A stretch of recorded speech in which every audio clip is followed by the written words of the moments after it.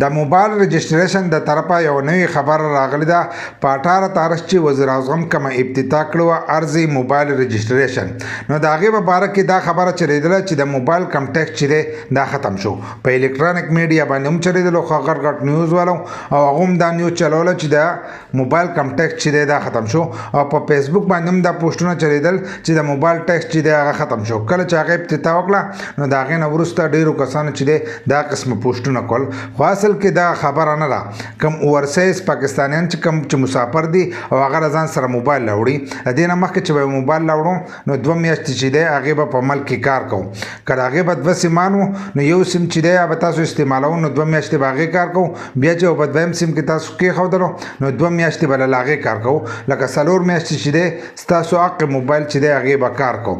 و چې تاسو موبایل راوړی نو ډایرکټ په 2 میاشتې چې دی هغه به کار نه کوي تاسو به هغه موبایل چې دی هغه به رجسٹر کوئ چې رجسٹر یو کو نو حلو بس تاسو موبایل چې دی دا به کار کوي لکه ګډاری کې تاسو راوړئ نو تاسو موبایل چې دی دا به کار نه کوي نو د دغه رجسټریشن چې دی دا غي ابتدایي کړو نو دا وس پری رجسټریشن دی د دې پیدا سره د دې پیدا دا وس چې تاسو هر ور راځي نو تاسو خپل موبایل چې دی تاسو رجسټر کوئ نو تاسو هغه کار وکړي لکه اوس مسافر دی بهر ملک نه راشي نو اکثر 3 میاشتې سلور میاشتې 15 میاشتې چې دی دا تیرې نو چې تاسو موبایل لاوړئ نو تاسو 2 میاشتې لکه سلور میاشتې چې دی تاسو ځان لا رجسټر کولای شئ او پری په پاکستان کې استعمالولای شئ نو زیاتکر کسانو چټیانه چې دی هغه کمی نو تاسو هغه چټی چې دا هغه باندې باندې تیرې دي شي د دې نه مخکې چې تاسو موبایل لاوړو نو هغه به د وخت نه مخکې چې دی او بن شو بل لا چې تاسو به راوړو نو هغه به یو پیر چې دی هغه به کار کوو و چې تاسو موبایل د بهر ملک نه راوړئ نو هغه به تاسو په خپل نوم باندې چې دی تاسو به رجسټر کوئ نو دا غیر لپاره به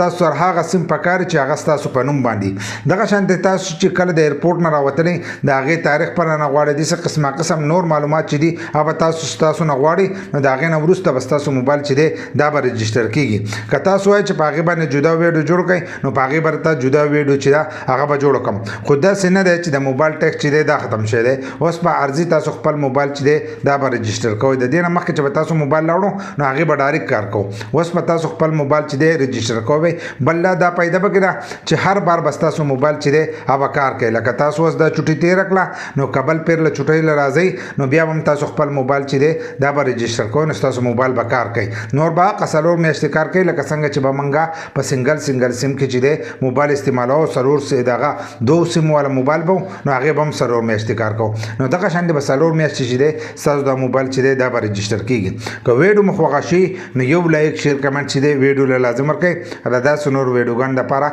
زموږ د فیسبوک پیج هم د ځان سره فالو کړئ او یوټیوب چینل چې دی هغه هم د ځان سره سبسکرایب کړئ